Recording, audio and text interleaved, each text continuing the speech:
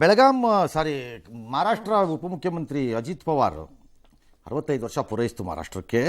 ಬೆಳಗಾವಿ ಕಾರವಾರ ಮರಾಠಿ ಮಾತಾಡೋ ಜನ ನಮ್ಮ ಜೊತೆ ಇಲ್ವಲ್ಲ, ನಮಗೆ ಬೇಜಾರಾಗಿದೆ ಅಂತನ್ನಂತೆ ಅವನು. ಭ್ರಷ್ಟಾಚಾರದ ಆರೋಪದ ಮೇಲೆ ಸಿಕ್ಕಾಕೊಂಡು ಪಾರ್ಟಿಯಿಂದ ಪಾರ್ಟಿಗೆ ಆರ್ಬಿಟ್ಟು ಬಚಾವಾಗಿ ತಪ್ಪಿಸ್ಕೊಂಬಿಟ್ಟು ಜಂಪಿಂಗ್ ಸ್ಟಾರ್ ಪಾಪ ಜೀವನ ಪೂರ್ತಿ ನಿನಗೆಲ್ಲವನ್ನೂ ಕೊಟ್ಟಂಥ ಶರದ್ ಪವಾರ್ಗೆ ಗುನ್ನ ಹಾಕಿದ ಗಿರಾಕಿ ನೀನು. ಇವರು ನಮಗೂ ಇದೆ ನಿಪ್ಪಾಣಿ ಪಕ್ಕದಲ್ಲಿರೋ ಬೆಳಗಾಂ ಪಕ್ಕದಲ್ಲಿರೋ ಕನ್ನಡ ಮಾತಾಡೋ ಪ್ರದೇಶಗಳಲ್ಲಿ ಸೇರಿಲ್ವಲ್ಲೋ ಅಂತ ನಮಗೂ ಇದೆ. ಸುಮ್ಮನೆ ಸದಾಕಾಲ ಬಾಯಿಗೆ ಹಾಕೊಂಡು ಓಡಾಡೋ ಅಂಥ ಗಿರಾಕಿಗಳೆಲ್ಲ ಮಾತಾಡ್ತಾರೆ ದೇಶ ವಿಚಾರ ಸುಮ್ಮನೆ. ಎಸ್, ಎಸ್ಎಸ್ಎಲ್ಸಿ ಪರೀಕ್ಷಾ ಫಲಿತಾಂಶ ಪ್ರಕಟವಾಯಿತು. ಈ ವರ್ಷ 66.14% ವಿದ್ಯಾರ್ಥಿಗಳು ಪಾಸ್ ಆಗಿದ್ದಾರೆ. ಇದು ಕಳೆದ ವರ್ಷಕ್ಕಿಂತ 8% ಜಾಸ್ತಿ. ದಕ್ಷಿಣ ಕನ್ನಡ 91.12%, ಉಡುಪಿ 89.96%, ಇನ್ನು ಉತ್ತರ ಕನ್ನಡ 83.19%, ಕಲಬುರಗಿ 42.43% ನೊಂದಿಗೆ ಕೊನೆ ಸ್ಥಾನದಲ್ಲಿದೆ. ಒಟ್ಟು 8,42,173 ವಿದ್ಯಾರ್ಥಿಗಳು ಪರೀಕ್ಷೆ ಬರೆದಿದ್ದು 5,24,984 ವಿದ್ಯಾರ್ಥಿಗಳು ಪಾಸ್ ಆಗಿದ್ದಾರೆ. ಅದರಲ್ಲಿ ಈ ವರ್ಷ 22 ವಿದ್ಯಾರ್ಥಿಗಳು 625ಕ್ಕೆ 625 ಅಂಕವನ್ನು ಪಡೆದಿದ್ದಾರೆ.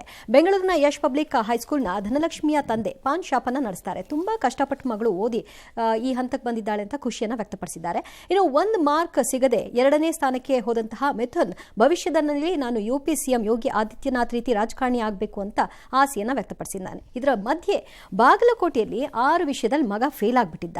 ತಂದೆ ತಾಯಿ ಆತನನ್ನ ಪ್ರಶ್ನೆ ಮಾಡದೆ ಆತನಿಗೆ ಕೇಕನ್ನು ಕತ್ತರಿಸಿ ಪರವಾಗಿಲ್ಲ, ಬೆಟರ್ ಲಕ್, ನೆಕ್ಸ್ಟ್ ಪರೀಕ್ಷೆಯಲ್ಲಿ ಬರ್ಕೋ, ಈಗ ಸದ್ಯಕ್ಕೆ ಚಿಂತೆಗೆ ಒಳಗಾಗಬೇಡ ಅಂತ ಹೇಳಿದ್ದಾರೆ. ಕಾರಣ ಇಷ್ಟೇ, ಅಭಿಷೇಕ್ 15 ತಿಂಗಳ ಮಗುವಾಗಿದ್ದಾಗ 2 ಪಾದ ಸುಟ್ಟು ನೆನಪಿನ ಶಕ್ತಿಯನ್ನು ಆತ ಕಳ್ಕೊಂಡ್ಬಿಟ್ಟಿದ್ದಂತೆ. ಖುಷಿ ಆಗ್ತಿದೆ ಸರ್. 625ಕ್ಕೆ 625 ಬರುತ್ತೆ ಅಂತ ಅಂದ್ಕೊಂಡಿದ್ದೆ. ನಮ್ಮ ಅಪ್ಪ ಅಮ್ಮನೂ ತುಂಬ ಕಷ್ಟಪಟ್ಟಿದ್ದಾರೆ, ಮತ್ತು ಟೀಚರ್ಸು ಅಷ್ಟೇ ಸರ್, ತುಂಬ ಅಂದರೆ ತುಂಬ ಹೆಲ್ಪ್ ಮಾಡಿದ್ದಾರೆ, ತುಂಬ ಸಪೋರ್ಟ್ ಮಾಡಿದ್ದಾರೆ, ಮತ್ತು ಬ್ಯಾಕ್ ಟು ಬ್ಯಾಕ್ ಎಕ್ಸಾಮ್ಸ್ ಕೂಡ ಇರ್ತಿತ್ತು. ಅದಕ್ಕೆ ಇವಾಗ ತುಂಬ ಖುಷಿ ಆಗ್ತಿದೆ ಸರ್. 624 ಮಾರ್ಕ್ಸ್ ಬಂದಿದೆ, 1 ಮಾರ್ಕ್ ಹೋಗಿರೋದು. ಸೊ ಖುಷಿ ಆಗ್ತಾ ಇದೆ. ಮುಂದೆ ನಾನು ಪೊಲಿಟಿಷಿಯನ್ ಆಗಬೇಕು ಅಂದ್ಕೊಂಡಿದ್ದೀನಿ. Role model Yogi Adityanath. So ಅವ್ರು ನೋಡಿದಾಗೆಲ್ಲ ಅವ್ರ ಥರನೇ ಆಗಬೇಕು ಅನಿಸುತ್ತೆ. ಫ್ರೆಂಡ್ಸ್ ಎಲ್ಲ ಕಾಲ್ ಮಾಡಿಬಿಟ್ಟು ಏನು ಫೇಲ್ ಆಗಿದೆಯಲ್ಲ ಅಂತ ಹೇಳಿ ತುಂಬಾ ಬೇಜಾರು ಮಾಡಿದ್ರು. ಅದಕ್ಕೆ ನಾನು ಇವತ್ತು ಅಳ್ತಾ ಕೂತಿದ್ದೆ. ಅಪ್ಪಾಜಿ ಇವತ್ತು ನನಗೆ ಗೊತ್ತಿಲ್ಲರೇ ಈ ರೀತಿ ಕೇಕ್ ತಂದು ತುಂಬಾನೇ ಖುಷಿ ಪಡಿಸ್ತಾ ಇದ್ದಾರೆ, ಸರ್ಪ್ರೈಸ್ ಕೊಡಿಸ್ತಾ ಇದ್ದಾರೆ. ತುಂಬಾನೇ ಖುಷಿ ಆಗ್ತಾ ಇದೆ. ನಾ ಇವತ್ತು ಎಕ್ಸಾಮ್ ಅಲ್ಲಿ ಫೇಲ್ ಆಗಿರ್ಬೋದು ಸರ್, ಬಟ್ ಲೈಫಲ್ಲಿ 101% ಹೇಳ್ತೀನಿ, ಖಂಡಿತ ಫೇಲ್ ಆಗಲ್ಲ. ನಾನು ಗೋಲ್ನ ಅಚೀವ್ ಮಾಡಿ ಚೊಳಚ್ಕುಡ್ ಫ್ಯಾಮಿಲಿಯನ್ನ ತುಂಬಾ ಎತ್ತಟ ಮಟ್ಟಕ್ಕೆ ತಗೊಂಡು ಹೋಗ್ತೀನಿ. ವರ್ಷದಿಂದ ಕಾಲು ಸುಟ್ಕೊಂಡಿದ್ದ. ಅವ್ನಿಗೆ ಏನು ಕೊಟ್ಟರು ಮತ್ತೆ ಬೇರೆದೆ. ಈಗ ಚಾ ತೊಗೊಂಬಂದ್ರೆ ಕಾಫಿ ತರ್ತಿದ್ದ, 1 ತಾಸು ಬಿಟ್ಟು 1 ತಾಸಿಗೆ ಚೇಂಜ್ ಆಗ್ತಿದ್ದ ಅವನು. ಈಗ 10th ತನ ನಾವು 15 ವರ್ಷ ತನಕ ಓದಿದಾನಲ್ಲ, ನಮ್ಗೆ ಅದು ಖುಷಿ. ಬೋರ್ಡ್ ಎಕ್ಸಾಮ್ ಬರೀತಾನೆ ಇಲ್ಲೋ ಅಂತ ಡೌಟ್ ಇತ್ತು. 32% ಏನು ಮಾಡಿಲ್ಲ, ಅದು ಖುಷಿ ಅನಿಸೈತಿ. ನನ್ನ ಪ್ರಕಾರ ಇವತ್ತಿನ ಬೆಸ್ಟ್ ಸ್ಟೋರಿ ಯಾವ್ದು ಗೊತ್ತಾ? ಇದೇನೆ, ಬಾಗಲಕೋಟೆದು ಇದ್ದೇ. 625ಕ್ಕೆ 625 ಬರೋರು ಗ್ರೇಟು, ಆದರೆ ಈ ಸ್ಟೋರಿ ಇದೆಯಲ್ಲ, ಇದು ಬೆಸ್ಟ್ ಸ್ಟೋರಿ. ದೀರ್ಘಕಾಲದ ನಂತರ ಪರೀಕ್ಷೆಗಳ ಫಲಿತಾಂಶ ಬರೋ ದಿನ ನಾನು ಅನುಭವಿಸಿರೋ ಸಂತೋಷದಲ್ಲಿ ಇದೊಂದು ಸ್ಟೋರಿ. ಬ್ರಿಲಿಯಂಟ್ರಿ ತಂದೆ ತಾಯಿಗಳು, ಮತ್ತು ಆ ಮಗು ಅದರಲ್ಲಿ ಯಾವ ಹಿಂಜರಿತವೂ ಇಲ್ಲದೆ ಅದನ್ನು ಆತ ಪ್ರಕಟ ಮಾಡ್ತಿರೋದು. ನೋ, ಯು ಆರ್ ಗ್ರೇಟ್ ಐಸೆ, ವೆರಿ ಗ್ರೇಟ್. ಯೋಗಿ ಆದಿತ್ಯನಾಥದ್ದು ಒಂದು ಸ್ವಲ್ಪ ನಂಗೊಂದು ಪ್ರಾಬ್ಲಮ್ ಇದೆ. ನೀನು ಆಗ್ಬೋದು ಬೇಡ ಅಂದಿಲ್ಲ, ಬಟ್ ಅದಕ್ಕೆ ಜೀವನದಲ್ಲಿ ಭಾಳ ತ್ಯಾಗ ಇದೆ, ಇನ್ಕ್ಲೂಡಿಂಗ್ ಒಬ್ಬನೇ ಇರಬೇಕು. ಅಲ್ಲ ನೋಡು, ಯೋಚನೆ ಮಾಡಿ. ಕಲಬುರಗಿ ಲಾಸ್ಟ್ ಅಂತ ಕೇಳಿಸ್ಕೊಂಡೆ, ಸುಮ್ಮನೆ ಕುತೂಹಲಕ್ಕೆ ನನಗೆ ಅನ್ನಿಸ್ತಾ ಇರೋದಿದು. ದಿಸ್ ಈಸ್ ಆಲ್ ಪ್ರಿಯಾಂಕು, ಧರ್ಮಸಿಂಗ್ ಮಕ್ಕಳು ಎಲ್ಲ ಇದ್ದೀರಿ ಅಲ್ಲಿ. ಎಷ್ಟೊಂದಿದೆ ವ್ಯವಸ್ಥೆ ಎಲ್ಲ. ಕಲಬುರ್ಗಿನ ಇಂಪ್ರೂವ್ ಮಾಡೋಕ್ಕಾಗ್ತಿಲ್ವಾ ಯಾರ ಕೈಲುವೆ? ಯಾಕೆ ಆಸಕ್ತಿ ಆ ಕಡೆ ಹೋಗ್ತೀವಿ? ಏನಪ್ಪ ಏನೋ ಇಟ್ಸ್ ಆಲ್ ರೈಟ್ ಅನ್ನೋ ಸುಮ್ಮನೆ ನೋಡಿದ್ನಲ್ಲ ಹಂಗೆ ಅನ್ನಿಸ್ತು. ಎಸ್, ಆಯ್ತು. ರಾಜ್ಯದ 22 ಜಿಲ್ಲೆಗಳಲ್ಲಿ ಮೇ 7ರವರೆಗೆ ಮಳೆ ಆಗುತ್ತೆ ಅಂತ ಹವಾಮಾನ ಇಲಾಖೆ ಮುನ್ಸೂಚನೆ ಕೊಟ್ಟಿದೆ. ಬೆಂಗಳೂರಿನಲ್ಲಿ ಸಂಜೆ ಭಾರಿ ಮಳೆ ಆಯಿತು, ಹಲವು ಕಡೆ ಅವಾಂತರಗಳು ಕೂಡ ಸೃಷ್ಟಿಯಾಯಿತು. ನಿನ್ನೆ ರಾತ್ರಿ ಕತ್ರಿಗುಪ್ಪೆಯಲ್ಲಿ ಮರ ಬಿದ್ದು ಆಟೋ ಚಾಲಕ ಸಾವನ್ನಪ್ಪಿದ್ರು. ಆದರೆ ಈವರೆಗೂ ಮೃತದೇಹವನ್ನು ಕುಟುಂಬಸ್ಥರು ತೆಗೆದುಕೊಂಡು ಹೋಗಿ ಬಂದಿಲ್ಲ, ಯಾಕಂದ್ರೆ ಯಾರು ಇಲ್ವಂತವರೊಬ್ಬರೇ ಅಂತೆ. ಕಿಮ್ಸ್ ಆಸ್ಪತ್ರೆಯಲ್ಲಿ ಶವ ಇದೆ. ಉಳಿದಂತೆ ಹಾಸನ, ಚಿಕ್ಕಮಗಳೂರಿನ ವಿವಿಧೆಡೆ ಮಳೆಯಾಗಿದೆ. It's all right. ಆತ ಆಟೋ ರಿಕ್ಷಾದ ಅದೇ ನನ್ನ ನಂಬರ್ದೇನೋ ತೊಂದರೆ ಅಂದ್ಕೊಂಡಲ್ಲ, ಅದು ತಾನೇ ನೆನ್ನೆದು. ಅವನು ತಂದೆ ಇಲ್ಲವಂತೆ, ತಾಯಿ ಇಲ್ಲವಂತೆ, ಏನು ಇಲ್ಲವಂತೆ, ಮದುವೆ ಆಗಿಲ್ವಂತೆ. ತನಗೆ ತಾನು ದುಡ್ಕೊಂಡು ಅವನು ಏಕಾಂಗಿಯಾಗಿ ಪಾಪ ಜೀವನ ಮಾಡ್ತಿದ್ದ ಅಂತ ಒಪ್ಕೊಳ್ಳೋಣ. ಯಾರೋ ರಿಲೇಟಿವ್ ಇದಾರಂತೆ, ಅವ್ರು ನಮಗೂ ಅವ್ರಿಗೂ ಸಂಬಂಧ ಇಲ್ಲ ಸರ್, ಎಷ್ಟೋ ವರ್ಷ ಆಗೋಯ್ತು ಕಾಂಟ್ಯಾಕ್ಟ್ ಬಿಟ್ಟೋಗಿ ಅಂತ ಹೇಳಿದಾರಂತೆ. ದಟ್ಸ್ ಆಲ್ಸೋ ಫೇರ್, ಬಿಟ್ಬಿಡಿ. ನಾಳೆವರೆಗೂ ನೋಡಿ ಪೊಲೀಸ್ನವರು ಕ್ರಿಮೇಷನ್ ಮಾಡ್ತೀವಿ ಅಂತಿದ್ದಾರಂತೆ. ಹೇಳ್ತಿದ್ದಾರೆ. ಆಟೋ ಚಾಲಕರ ಸಂಘ ಅಂತ ಏನು ಬಣ್ಣ ಬಣ್ಣದ ಇದರಲ್ಲಿ ಬರ್ಕೋತಿರಲ್ಲ, ನಾಚಿಕೆ ಕೆಟ್ಟವ್ರು ಅಂತಂದು ಆಟೋ ಚಾಲಕರ ಸಂಘಗಳು. ಅವ್ನು ನಿಮ್ಮ ಯಾವುದೇ ಸಂಘದ ಸಂಘ ಮೆಂಬರ್ ಅಲ್ಲದೆ ಇರ್ಬೋದು. Don't you people have that? ಇಷ್ಟೇನ ನಿಮ್ಮ ಆಟೋ ಚಾಲಕರ ಸಂಘದ ಘನತೆ ಒಗ್ಗಟ್ಟು? ಬೋರ್ಡ್ ಹಾಕೊಂಡು ನಿಂತ್ಕೋತಾರೆ, ಸೌಹಾರ್ದ ಅದು ಇದು. ಓಹೋ, ಇದು ಸೌಹಾರ್ದ. ನಿಮ್ಮ ಫ್ಯಾಮಿಲಿಯ ಒಬ್ಬ ಸತ್ತಿದ್ದಾನೆ ಅಂತಂದರೆ ಅವನಿಗೊಂದು ಗೌರವಯುತವಾಗಿ ಒಂದು ಕ್ರಿಮೇಷನ್ ಮಾಡ್ಸೋಕ್ಕಾಗಲ್ವ ನಿಮ್ಗಳ ಕೈಯಲ್ಲಿ? ಪೊಲೀಸ್ನವ್ರು ಮಾಡಬೇಕಾದ್ನ? ಥೂ.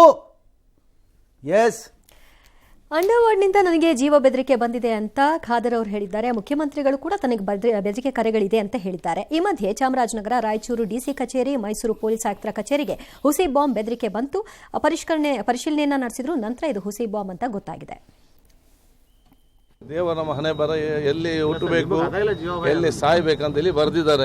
ನೆಮ್ಮದಿಯಿಂದ ಸಾಯುವಂತ ಒಂದು ಪರಿಸ್ಥಿತಿ ದೇವರು ಒದಗಿಸಿಕೊಡ್ಲಿ ಅಂತ ನಾವೆಲ್ಲ ಪ್ರಾರ್ಥನೆ ಮಾಡ್ತಿದ್ದೇವೆ. ಕೆಲವೊಂದು ಸಂದರ್ಭದಲ್ಲಿ ಹಿಂದೆ ಬಾಲಷ್ಟು ಬಂದದ್ದೆಲ್ಲ ಇರ್ತದೆ, ಅಂಡರ್ ವರ್ಲ್ಡ್ ಅದಿದೆಲ್ಲ, ಅದಕ್ಕೆ ನಾವೇನು ಮಾನ್ಯತೆ ಕೊಡ್ಲಿಲ್ಲ. ಈಗ ನನಗೂ ಬೆದರಿಕೆ ಕರೆಗಳು ಬರ್ತವೆ, ಏನ್ ಮಾಡಕ್ಕಾಗಲ್ಲ. ಅದಕ್ಕೆ ಪೊಲೀಸ್ನವ್ರಿಗೆ ತಿಳಿಸಿದೀವಿ. ಯಾರು CM ಬರೋಕೆ CM ಏನು ಫೋನ್ ತಗೋತಾರ? ಅಟೆಂಡ್ ಮಾಡಲ್ಲ ಸರ್. ಅಲ್ಲ ಅಂತ ಅವರೇ ಫೋನ್ ತಗೋತಾರೆ, ಡೈರೆಕ್ಟಾಗಿ ಏನು ತಗೊಳ್ಳಲ್ಲ. ರಾಮಲಿಂಗಾರೆಡ್ಡಿ ಆದರೆ ಅವರೇ ತಗೋತಾರೆ. ಖಾದರ್ ತಗೋಬೋದು, ಗೊತ್ತಿಲ್ಲ, ಇರ್ಬೋದು. ಖಾದರ್ ಇನ್ನೇನು ಹೇಳಿದ್ದಾರೆ, SDPI PFI ಎಲ್ಲ ನನಗೆ ಹೆದರಿಸ್ತಾರೆ ಅಂತನೋ ಅಥವಾ ಅವರಿಂದ ನನಗೆ ಸಮಸ್ಯೆ ಇದೆ ಅಂತ ಈ ಥರ ಎಲ್ಲ ಮಾತಾಡಿದ್ದಾರೆ ಅವರು. ಅದು ಅವ್ರಿಗೆ ಬಿಟ್ಟಿದ್ದು ಕ್ರಮ ತಗೊಳ್ಳಿ.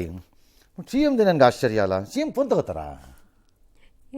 ಯಾರೋ PAಗಳು ತಗೊಂಡು ಹೇಳಿರ್ಬೇಕು, ಸರ್ ಅವ್ನು ಯಾವನ ಕೋತಿ ಫೋನ್ ಮಾಡಿದ್ದ ಸರ್ ಅಂತ ಮೋಸ್ಟ್ಲಿ. Okay, all right.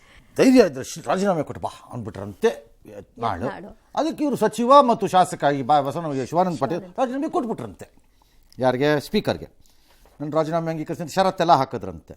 ಈಗ ಅದಕ್ಕೆ ಎತ್ನಾಳೆ ಡ್ರಾಮಾ ಇದು, ಸುಮ್ಮನೆ ಅವ್ನು ಅಂಗೀಕಾರ ಆಗಿ ಆಮೇಲೆ ನಾನು ಬರ್ತೀನಿ ನೋಡೋಣ ಇಬ್ರು ಫೈಟಿಂಗ್ ಅಂತೆಲ್ಲ ಬಿಟ್ಟಿದ್ದಾರೆ. ಇಬ್ಬರದು ಕೇಳಿಸ್ಕೊಳ್ಳಿ, ಬೋತ್ ಆರ್ ವೇಸ್ಟ್. ಅವ್ರು ಶುಕ್ರವಾರ ಡೆಡ್ಲೈನ್ ಕೊಟ್ಟಿದ್ದಾರೆ, ನಾನಲ್ಲ. ಈ ಶುಕ್ರವಾರ ಒಳಗಾಗಿ ನೀವು ರಾಜೀನಾಮೆ ಕೊಟ್ಟು ಸ್ವೀಕಾರ ಮಾಡದೇ ಇದ್ದರೆ ನಿಮ್ಮ ಅಪ್ಪನಿಗೆ ಹುಟ್ಟಿಲ್ಲ ಅನ್ನೋ ಭಾಷೆ ಮಾತನಾಡಿದ್ದಾರೆ. ಅದಕ್ಕೆ ನಾನು ಕೊಡಬೇಕಾಯ್ತು. ಅವ್ರು ರಿಸೈನ್ ಮಾಡಿ ಅವ್ರು ಯಾವುದು ಬಿಜಾಪುರ ಜಿಲ್ಲೆಯಲ್ಲಿ ಆಯ್ಕೆ ಮಾಡ್ಕೋತಾರೆ ಆ ಕ್ಷೇತ್ರಕ್ಕೆ ಹೋಗ್ತಾರೆ. ರಾಜೀನಾಮೆ ಅಂಗೀಕಾರ ಆಗಲಿ ಅಲ್ಲಿಂದ ಹೇಳ್ತೀನಿ ಅವ್ರ ಪುತ್ರ. ಸವಾಲೆಲ್ಲ ನಾನು ಕ್ಲಿಪ್ಪಿಂಗ್ ನೋಡ್ರಿ ಗೊತ್ತಾಗ್ತದೆ. ಸುಮ್ಮನೆ ಅವ ಏನೋ ಕೊಟ್ಟಾನ ಅಂತ ಹೇಳಿ ಕಾಟಾಚಾರಕ್ಕೆ ಅವ್ನ ಪತ್ರ ನೋಡಿಬಿಟ್ರೆ ಸಾಕು, ಆಗೋದೇ ಇಲ್ಲ ಅದು. ಏನು ಇವು ಖಾದರ್ ಅವ್ರದ್ದು ಅಂಗೀಕಾರ ಮಾಡ್ತಾರನ್ರಿ ಸ್ವೀಕಾರ. ಇವ್ರು ಸವಾಲು ಹಾಕಿದ್ದನ್ನು ಅವ್ರು ಅಷ್ಟು ಸೀರಿಯಸ್ ಆಗಿ ತಗೋಬಾರ್ದಿತ್ತು.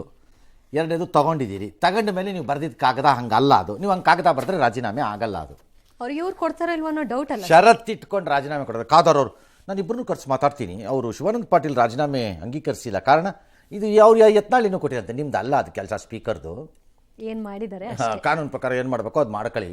ಈ ರೀತಿ ಷರತ್ತು ಪರತ್ತು ಎಲ್ಲ ಹಾಕ್ಬಿಟ್ಟು ಕೊಟ್ಟರೆ ಯಾವ ಸ್ಪೀಕರು ತೊಗೊಳ್ಳಲ್ಲ ರಾಜೀನಾಮೆ. ಹಂಗಾಗಿ ಆ ಕಾಗದ ಅದಕ್ಕೆ ಸೈನ್ ಹಾಕಿದ್ದು ಇವತ್ತು ಬೆಳಗ್ಗೆಯಿಂದ ನಡೆದಿದ್ದ ಸುದ್ದಿ ಇದೆಲ್ಲ ಬೋಗಸ್ಸು. ಸುಮ್ಮನೆ ನಿಮ್ಮ ತೇವಲ್ಲಿ ತೀರ್ಕೊಂಡಿದೆ ಅಷ್ಟೇ. ಎಸ್.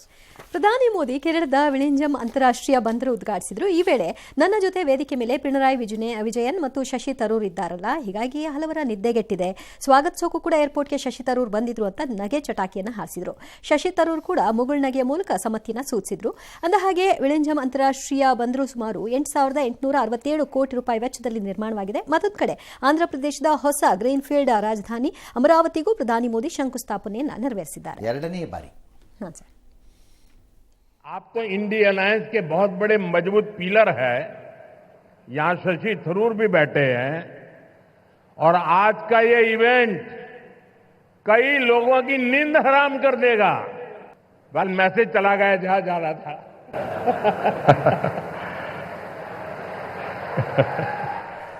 ಇವ್ರು ಪ್ರೈಮ್ ಮಿನಿಸ್ಟ್ರು ಸುಮ್ಮನೆ ಬಿಡಲ್ಲ, ಪಿನ್ ಹೊಡಿತಾ ಇರ್ತಾರೆ.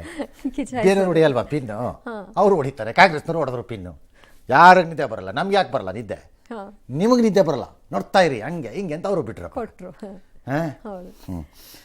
All right. ಬಟ್ ಒಂದು ಕಮ್ಯುನಿಸ್ಟು ಮತ್ತು ರೈಟಿಸ್ಟ್ ಅನ್ನಿಸ್ಕೊಳ್ಬೋದಾದ BJP ಇದು ಪ್ರೈಮ್ ಮಿನಿಸ್ಟ್ರು ಅಥವಾ ಇನ್ನವರೆಲ್ಲ ಒಂದು ವೇದಿಕೆಯಲ್ಲಿ ಕೂತ್ಕೊಂಡು ಒಂದು ಅಭಿವೃದ್ಧಿ ಕಾರ್ಯಕ್ಕೆ ಒಂದು ಶಂಕುಸ್ಥಾಪನೆ ಮಾಡೋದು, ಇನಾಗ್ರೇಷನ್ ಮಾಡೋದು ಮಾಡ್ತಾರಲ್ಲ, ಅದಿನ್ನು ಉಳ್ಕೊಂಡಿದೆಯಲ್ಲ ಸರ್. ಹಾಂ, ಇದು ಫಾರ್ಚುನೇಟ್ಲಿ ಲಾರ್ಜ್ಲಿ ಕೇರಳ, ಕರ್ನಾಟಕ, ಇದೆ. ಆಂಧ್ರ ತಮಿಳ್ನಾಡಲ್ಲೆಲ್ಲ ಈ ಪರಿಸ್ಥಿತಿ ಇಲ್ಲ, ಇನ್ನು ಕೇರಳ ಕರ್ನಾಟಕ ಇದ್ದಂಗೆ ಕಾಣಿಸ್ತಿಲ್ಲ. ಎಸ್